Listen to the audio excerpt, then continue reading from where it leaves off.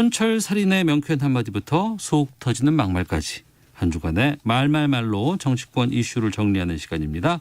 각설하고 더불어민주당 최민희 전 의원 나오셨습니다. 안녕하십니까? 안녕하세요. 불굴의 희망 네. 최민희입니다. 예, 국민의힘 이준석 전 최고위원 나오셨습니다. 안녕하십니까? 네, 안녕하십니까? 예.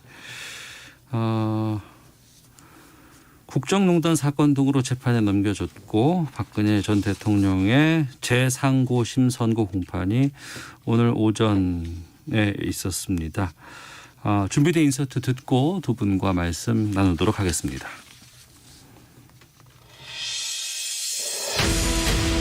국민 여러분께 송구스럽게 생각합니다. 성실하게 조사에 임하겠습니다. 두 전직 대통령의 범죄를 용서할 수는 없죠. 그러나 국민들의 마음을 모으는 방법으로서 검토할 만하다라고 생각해서 말씀드렸고요. 대통령 스스로가 사면을 해야 한다고 판단하면은 사면을 하면 그만이지 거기에 대해서 이렇고 저렇고 뭐 조건이 붙거나 그렇다는 것은 나는 옳지 않다고 생각을 해.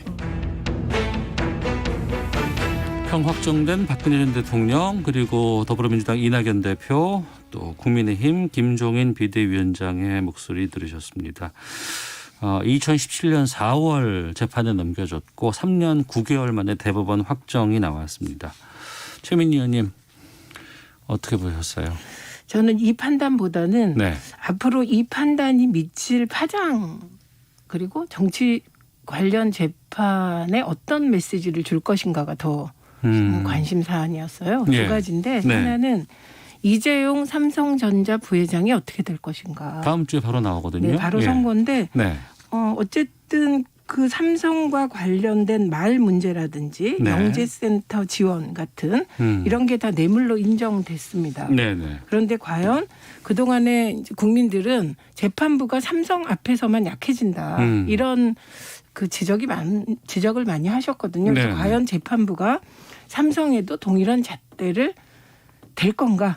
이게 굉장히 큰 관심사고 두 예. 번째는 대법원 최종 선고에서 소위 그 문학의 블랙리스트 관련 직권남용 혐의가 대부분 무죄로 판단이 됐습니다. 그렇습니다. 예, 예. 예, 그렇기 때문에 그 지원금 관련해서도 김기춘 전 실장과 박근혜 전 대통령의 공모 사실이 인정되지 않았어요. 예. 이건 김태우 전 감사반원에 의해서 폭로된 사건이 김태우 반원에 대한 유죄 확정으로 조금씩 정리가 돼가고 있는데 네. 환경부 소위 블랙리스트라고 저는 그게 잘못 네이밍됐다고 보는데 그 사건 판결에도 영향을 미치고 예. 그 외에 야권과 언론에 의해서 제기되어 윤석열 검찰이 수사에서 기소한 직권남용 관련한 모든 재판의 선고에 영향을 줄 것 같습니다. 네. 이 두 개가 오히려 관심 대상입니다. 저는. 그러니까 오늘 대법원에서의 확정 결과보다도 이 사건으로 인한 네. 다른 영향이 끼치는 것들이 네, 앞으로 네. 어떻게 나올지. 그게 더 이 판례가 앞으로 하나의 이제 모범 판례처럼 네. 이게 이제 기준이 되는 것이거든요. 네. 이준석 최고위원께서는요. 뭐 블랙리스트 관련해가지고 방금 최민희 의원님 말씀하신 거 이건 처음에 박근혜 대통령 국정농단 수사할 때도 네. 말이 많았던 부분입니다. 예를 대통령의 재량권이라고 할 만한 부분이라든지 아니면 결국 이런 것들이 어디까지 인정돼야 되는 것이고 또 그 성향 분석 문건이라고 그 당시에 얘기하던 것들이 어디까지가 사찰이고 어디까지가 아니냐. 네. 그리고 거기에 더해서 지원금을 이런 기준에 따라서 나누는 것이 옳냐 그르냐 이런 것들에 대해 가지고 사실 그 당시 특검도 그렇고 검찰도 그렇고 그냥 세게 기소한 거거든요. 네. 그러니까 저희 현 정권과 전 정권을 막론해가지고 이런 부분에 대해서 재량권이 좀 더 열리는 건 맞다 이렇게 보고 다만 이제 과거의 국정농단 때 이것 때문에 비난을 받았던 인사들 네. 있지 않습니까? 예를 들어 조윤선 장관이라든지 김기춘 실장 뭐 다른 혐의가 적용된 부분도 이분들은 있지만은 적어도 이 부분에 대해 가지고는 좀 다소 과한 좀 지적들이 있었던 것이 아니냐 이렇게 얘기할 수 있을 것 같고 저는 결국에는 저희 당에서 이제 신속하게 입장을 냈는데 네. 결국 박근혜 대통령의 이 판결에 대해 가지고 저희가 엄중하게 이제 받아들이고 그리고 이런 불행한 역사가 반복되지 않도록 하는 것이 네. 이제 정치권 모두의 과제가 되었다 이렇게 얘기했고요. 그러니까 저희는 사실 지난번에 두 전직 대통령에 대한 사과를 이미 진행하는 과정 속에서 예. 이런 의사를 밝혔기 때문에 오늘 판결 나온 이후에 이것을 재확인하는 그런 논평을 냈습니다. 예. 이 부분에 대해서 우리가 또 하나 확인해야 돼요. 네. 이준석 전 최고 말씀에 동의합니다.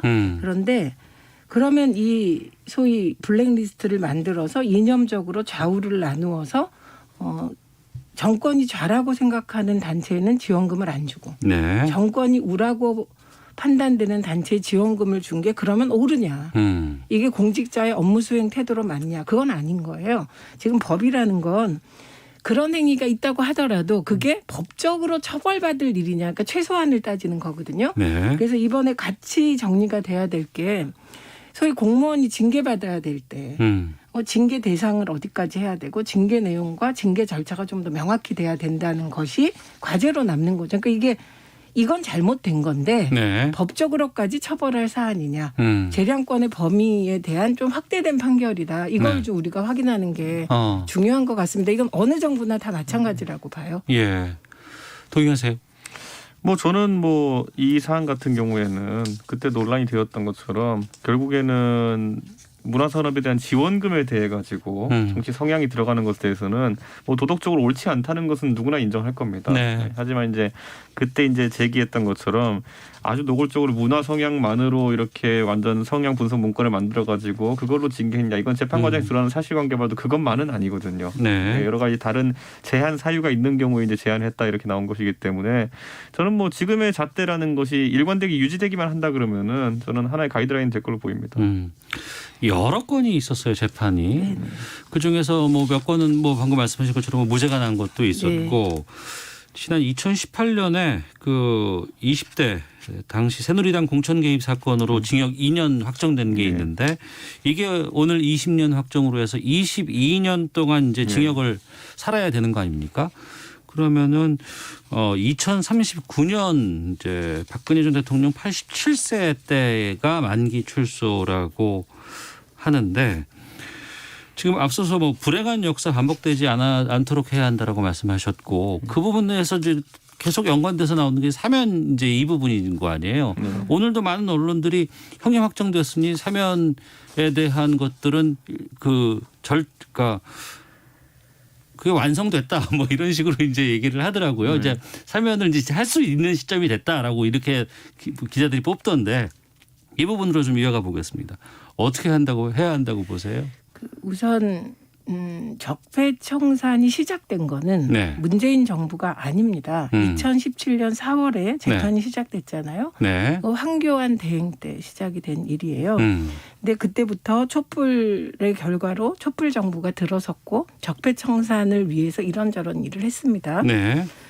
그러고 나면 지난 연말에 제도적으로 권력기관 개혁이 일단락, 완성은 아니지만 일단락 되고 나면 사실 그게 계속 그 분위기로 가지 않죠. 사회는.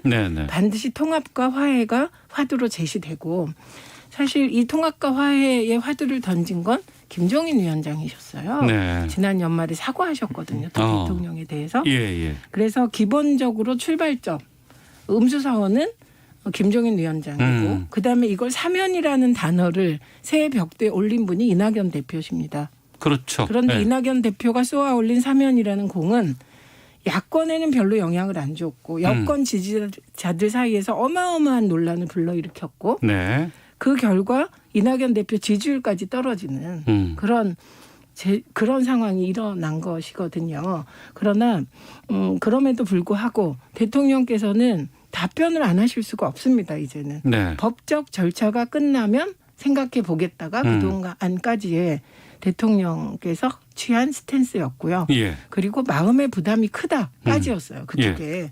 그래서 곧 이어질 기자회견에서 다음 주 월요일 날 18일 날 있습니다. 기자들이 묻겠죠. 그럼 대통령께서 답해야 되는 그런 상황이라고 생각합니다.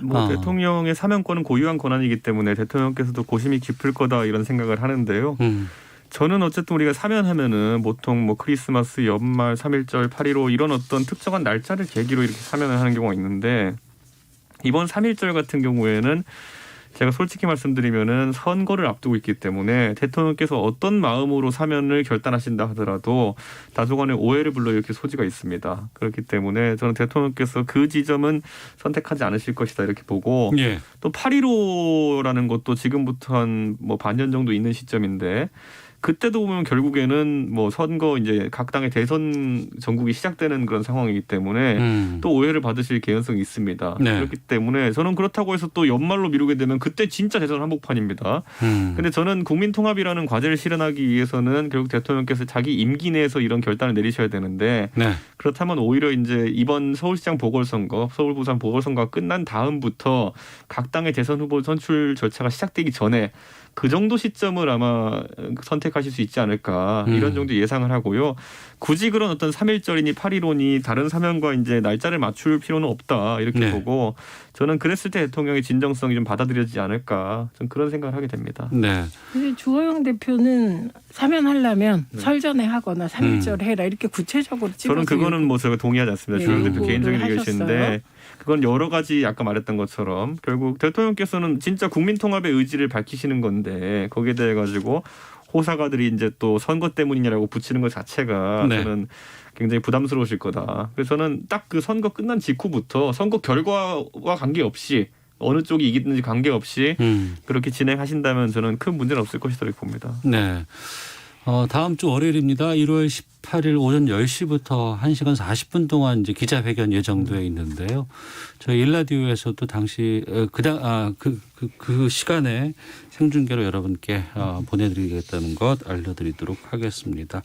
그럼 다시 돌아와서 형이 확정됐어요. 이제 국정농단 관련해서 좀 우리가 다 끝난 건가? 아니다. 앞으로 또 못한 게 있나? 아니면 우리가 어떤 것들을 더 기억하고 또 그러면 제대로 된 정의 실현은 이루어졌는지 다 끝난 건지. 저는 어느 정권이든지 탄생하면은 네. 전 정권에 대한 청산 과정은 어느 정도씩 있어 왔습니다. 그런데 그 중에서 보면은 뭐 사실 노무현 대통령의 비극적인 서거처럼 이렇게 안타깝게 종결된 경우도 있고 박근혜 대통령 같은 경우에는 상당한 중형을 받은 것이거든요. 네. 22년이라는 형량에 대해 가지고 물론 여러 혐의가 겹치긴 했지만은 과거의 전 정권에서 예를 들어서 아들 셋이 뇌물을 받은 케이스 이런 경우 같은 경우에는 뭐 최순실이라는 사인도 아니고 결국에는 직계 가족이 이제 일으킨 문제임에도 불구하고 그 정부권이 책임진 건 그보다 덜하거든요. 그렇기 때문에 이거는 수평 비교하기보다는 갈수록 이제 국민들의 감정도 그렇고 법원도 그렇고 이런 어떤 권력형 범죄에 대해 가지고 엄벌을 내리는 추세로 이제 가고 있다는 것이거든요. 예. 저는 이게 하나의 반면교사가 되어서 문재인 정부의 그 당국자들도 상당히 엄중하게 받아들일 필요가 있다. 본인들이 하는 행정행위 하나하나가 앞으로는 더 가는 채 이제 걸려서 심판받을 수 있다는 거 알아야 되는 것이고 국정농단에 해당하는 이런 판례들이 세워졌기 때문에 기업인들도 마찬가지로 이런 정권의 어쨌든 불합리한 요구나 이런 것들이 있었을 때 어떻게 대처해야 되는지 이런 걸 좀 반면교사 삼았으면 좋겠다 이런 생각을 합니다. 최민희 의원님. 예, 동의하면서 결국 그 그러니까 권력형 범죄에 대해선 그 바람이 이건 진보 보수의 문제가 아니고 네. 그 바람이 모아져서 사실 공수처가 된 겁니다. 결국 공수처가 하는 일이 대통령 주변 탈탈 터는 거거든요. 그렇게 될 거거든요. 그러나 그게 완전하진 않기 때문에 1단계로 공수처가 된 거고 이제 남은 과제는 두 가지가 있다고 생각합니다. 첫째는 정경유착이 박근혜 정부 때 다시 살아난 거 아닙니까? 그러니까 이 부분에 대해서 제가 아까 이재용 부회장에 대한 판결이 굉장히 중요하다고 본 건 네. 정경유착의 고리를 끊을 수 있는 판례가 나와야 되는 거거든요.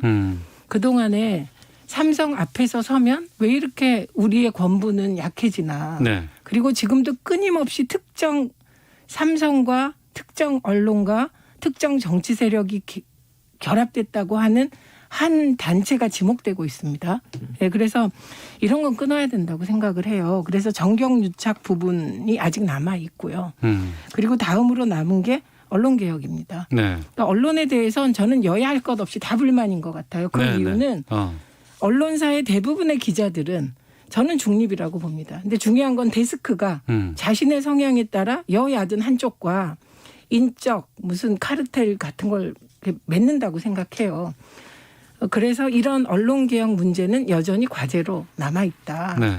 그렇게 봅니다. 저는 알겠습니다. 뭐 그것은 이제 사실 지금 뭐 윤석열 총장이 현직에 있으면서 정치를 염두에 두고 있으면 불공정할 수 있지 않겠느냐 이렇게 여당이 지적하는 것처럼 네. 사실 언론계도 마찬가지라 좀 보는 지점이 있습니다. 예를 들어서 언론인으로서 아까 데스크라고 이제 최 의원님 언급하셨는데 편집권을 상당히 가진 사람이 만약 편향성을 가지게 된다 그러고 그 사람이 만약에 정관계에 진출하게 되는 그런 꿈을 꾸고 있다고 한다면은 그 힘은 진짜 막강하거든요. 네. 실제로 우리 정부들도 보면은 청와대 대변인이나 홍보수석으로 언론인을 바로 이제 데려다 쓰는 경우도 있고 그게 뭐 솔직히 말하면 민경욱 의원부터 시작해가지고 한동안 이제 지금까지 계속 언론인들 쓰고 있지 않습니까? 네.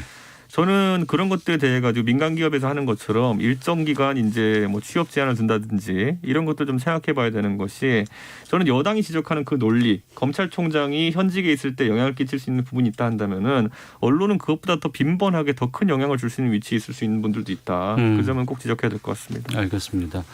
청취자 의견 보면 이제 사면 관련돼서 이제 여러 의견들이 좀 올라오고 있는데 소개해드리고요. 먼저 6990님은 전직 대통령 사면론이 국민 정서에 반하는 일입니다. 대단히 유감스럽습니다. 사과도 반성도 없는데 어느 국민이 용납하겠습니까? 저는 이번에 법을 바꾸어서라도 대통령의 사면권 남용은 제한해야 합니다라고 의견 주셨고요. 이에 반해 또 3930님은 박근혜 전 대통령의 사면 논의해도 되지 않을까요? 탄핵을 당한 것만으로도 책임을 진 것 아닐까 생각합니다라는 의견도 보내주셨고, 하지만 또 1391님은 사면이라니요. 이렇게 자꾸 사면 이야기가 나오니까 자꾸 전직 대통령의 범죄가 계속되는 것 아닐까요? 라는 의견도 보내주셨습니다. 자, 이제 4월 이제 보궐선거 얼마 안 남았어요. 예. 보면 지금까지는 국민의힘 쪽에서 상당히 많이 그 뉴스가 생산이 되고 여러 가지 이벤트들이 나오고 좀 앞서 나가는 그런 모양새인 것 같습니다. 나경원 전 의원이 출마 선언을 했고 국민의당 안철수 대표에 대한 국민의힘 분위기가 좀 바뀌고 있다. 이런 언론 보도들 나오고 있습니다. 관련해서 인서트 듣겠습니다.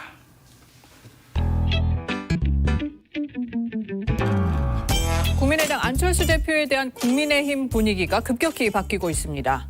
중요한 정치 변곡점마다 결국 이 정권에 도움을 준 사람이 어떻게 야권을 대표할 수 있겠습니까? 안철수 대표도 눈이 있으면 좀 보시라 이거지. 네? 왜 중도층은 자기가 독점하고 있는 듯이 그렇게 얘기하냐 이거야. 서로 상대방에 대한 배려가 있어야 나중에 최후에 단일 후보가 선출이 되더라도 모든 지지자들의 그 지지를 받을 수가 있을 겁니다. 네, 출마 선언한 나경원 전 의원 그리고 경선 관리하고 있는 정진석 의원 국민의힘입니다. 그리고 방금은 안철수 국민의당 대표의 음성 들으셨습니다.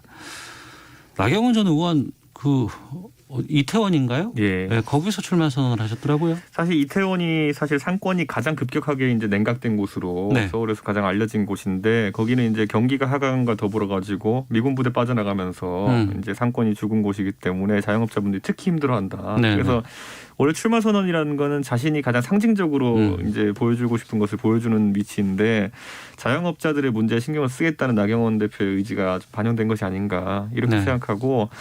안철수 대표와 저희 당 간의 이제 갈등 요소들이 좀 부각되고 있는데 네네. 저는 제가 마침 또 어제 딴 라디오 방송 가가지고 안철수 대표를 잘 아는 사람들 안철수 대표에 대한 평가는 박하다라고 지적한 부분이 있는데 제가 그 근거로 된 것이 사실 안철수 대표가 선거 출마할 때 초반에는 항상 이렇게 바뀐 모습으로 관심을 끌고 단일화나든지 정치적인 면에 있어가지고 본인이 계속 했던 말만 계속하면서 예전에는 내가 새 정치고 니네 헌 정치고 이 말만 계속하면서 사실 상대에게 굉장한 피로감을 주는 과정 속에서 정치적 행보들이 꼬였던 지점들이 있고 지금도 보면은 야권 단일 후보가 되겠다는 안철수 대표 일성은 저도 칭찬했고 많은 사람들이 칭찬했습니다. 그런데 그 단일 후보를 정하는 방식에 대해서는 말을 아끼고 나로 무조건 단일화해라라는 자세를 보이고 있기 때문에 이게 지금 또 국민의힘 입장에서는 상당한 피로감을 유발하는 그런 상황이거든요. 그러니까 초반에 안철수 대표를 바라보는 시각과 지금 시각은 상당히 바뀐 것 같아요. 그렇죠. 그리고 저는 안철수 대표 입장에서는 내려놓는다고 했을 때 우리가 네. 단일화했을 때 가장 멋지게 내려놨던 사람을 제가 꼽아보자면은 노무현 정몽준 단일화 때 노무현 대통령께서는 형식상의 모든 것들은 정몽준 대표가 하고 싶어한 대로 하자. 다 받았죠. 왜냐 네. 대의가 중요하기 때문에 그러면서 실제로 그걸 다 내려놨었는데 그게 왜 중요하냐면 그거는 대중에게도 자신감의 표출로 받아들여집니다. 예. 룰이 뭐 무슨 공부 잘하는 학생은 입시제도 신경 안 써요. 그런데 공부 애매하게 하는 학생은 예. 이거 저거 왠지 저거 입시제도가 저거. 이거면 내가 들어갈 것 같고 이거면 아닐 것 같고 그러다 예, 보니까 예. 전 국민이 이제 입시제도에 이제 막 흥분하고 이러는 건데 저는 지금 안철수 대표께서 입시제도 하나하나에 지금 이제 신경을 쓰시는 것보다는 저는 본인이 자신감을 좀 더 드러내시는 것이 어떤가. 네. 최근의 행보를 보면은 과거에 안철수 대표의 안 좋았던 모습들이 또 오버랩되는 것 같아가지고 네. 국민 입장에서는 이런 지적들을 하는 겁니다. 최민희 의원님.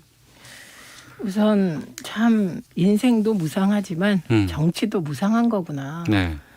우선 나경원 전 의원이 얘기한 후보가 얘기한 이 정권에 도움을 준 사람이 야권을 대표할 수 있겠냐. 이 말 하시면 안 되죠. 그럼 김종인 위원장은요. 김종인 위원장님은 지난 총선 때 심지어 민주당의 승리를 위해서 어떻게 하자 이런 마이크 대고 그런 말 하신 적이 있거든요. 예. 그러니까 이 부분은 잘못하신 말이다.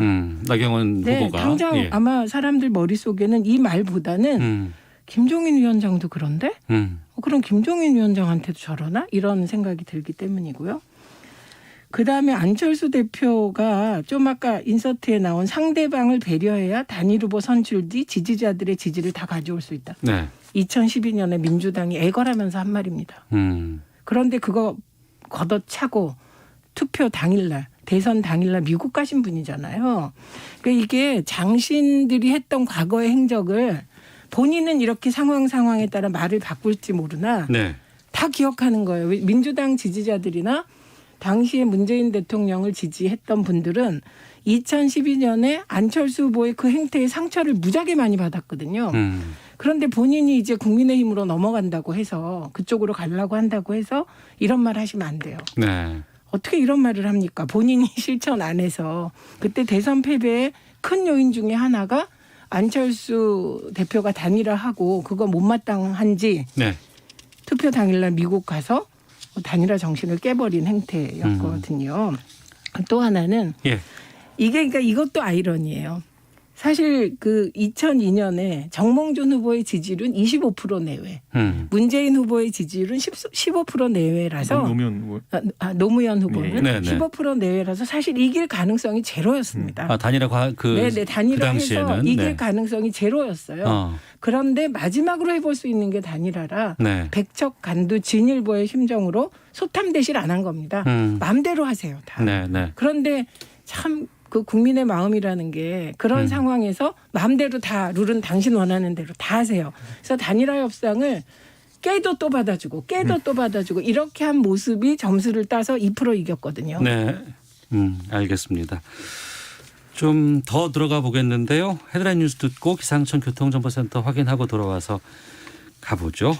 네, 각설하고 최민희 더불어민주당 전 의원, 국민의힘 이준석 전 최고위원과 함께 말씀 나누고 있습니다.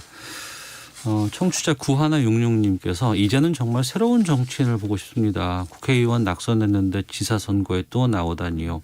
서울은 정말 10년째 같은 사람들만 나오는 듯합니다. 4월 지금 서울시장 관련돼서 이제 말씀을 좀 해주셨는데 지금 어찌 됐건 간에 지금 야당 쪽에서 범야권에서는 단일화 과정에 지금 있는 거예요. 어떻게 결론이 날지는 모르겠습니다. 여기에 대해서 좀 말씀 좀 나눠볼까 합니다. 적극적으로 좀 처음에는 접촉을 하는 것 같더니 오늘 또 뉴스 들어온 거 보면은 국민의힘에서 적극적인 모습은 또 아닌 것으로 보이고요. 어때요, 당내에서는 지금? 실제로 정진석 공천관리위원장 같은 경우에도 이분이 성격이 굉장히 화통한 분입니다. 네. 처음에 모든 룰 같은 것들도 열어주겠다라고 이제 해서 이제 네. 그런 쪽으로 진행했었는데 안철수 대표 쪽에서 하는 언행이 제가 이제 굳이 지적하자면은 그 당에 들어가면 표 떨어진다 이 얘기를 계속 하고 있잖아요. 그리고 나만이 당선될 수 있다 이 얘기잖아요. 그러니까 이 두 가지가 복합되게 되면은 단일화를 하자는 건지 우리 욕을 하는 건지 이게 약간 헷갈리는 지점이 되는 거거든요. 네. 그러니까 예를 들어 안철수 대표가 지금까지 단일화 국면에서 대선 때도 그렇고 지난 서울시장 선거도 그렇고 결국엔 그 말 반복하다가 독자 출마했거든요. 그렇기 때문에 데자뷰가 생기는 겁니다. 많은 국민의힘 인사들에게. 네. 그러다 보니까 저는 안철수 대표가 이번에 출마 일성에서 야권 단일 후보가 되겠다. 이거는 전 안철수 대표의 큰 변화라고 봅니다. 과거에는 항상 제3지대로 성공하겠다는 말만 했으니까요. 네. 그래서 저는 그걸 호평했던 것이고 지금도 만약에 안철수 대표가 그 생각을 그대로 유지하고 있다면은 그 결에 맞춰가지고 단일화 메시지를 내야 됩니다. 그 메시지라는 건 아까 제가 언급했던 것처럼 노무현 대통령 같이 뭐 전혀 다른 해석을 나올 수 없는 아주 그냥 그 솔직한 표현이라든지 네. 이렇게 얘기를 해야 되는데 지금은 제가 국민의힘 내 인사들과 얘기해 보면은 안철수 대표가 이렇게 가가지고 독자 출마를 강행한 다음에 국민의당으로 서울시장이 된 다음에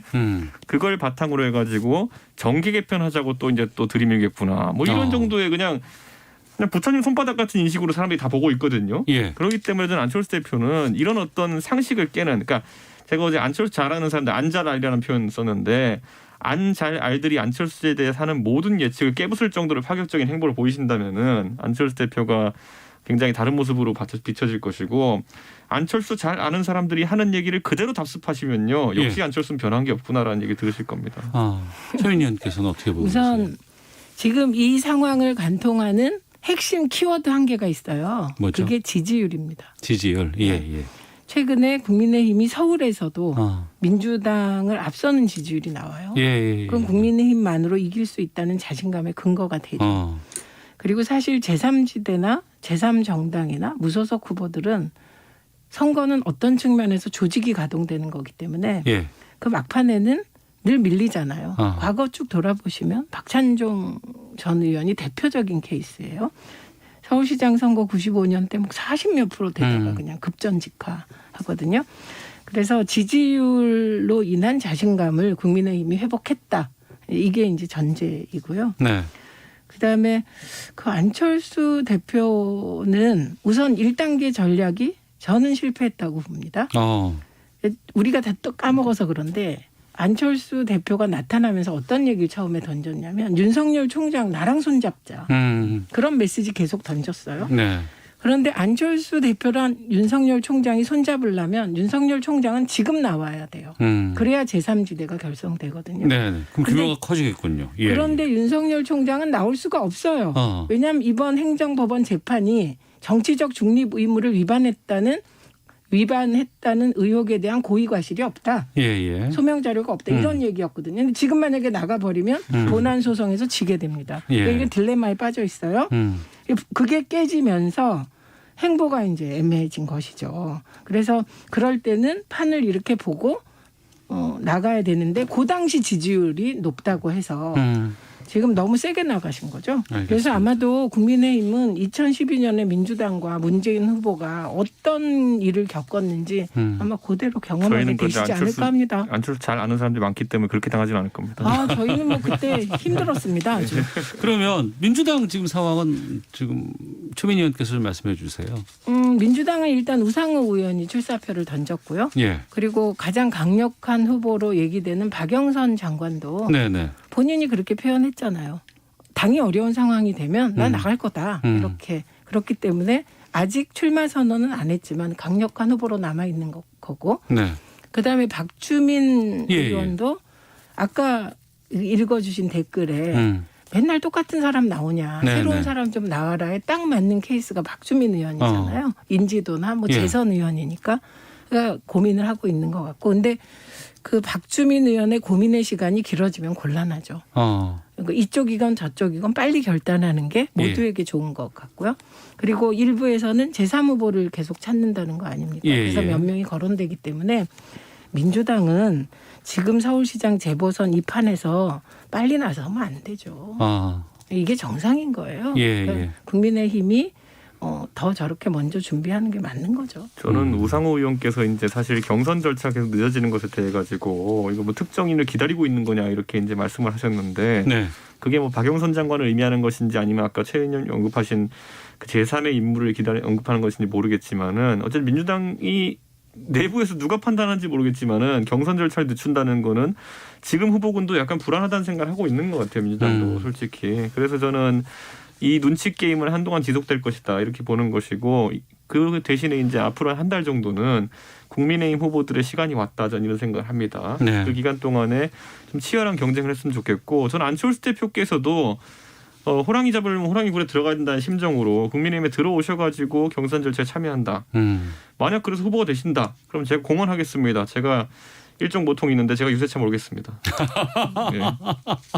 후보가 되시면 제가 유세차 몰겠습니다. 아 그래요? 별로 도움이 안 되고 방송 나오시는 게 도움이 될 것 같은데요. 그러면 단일화 된다 안 된다. 네.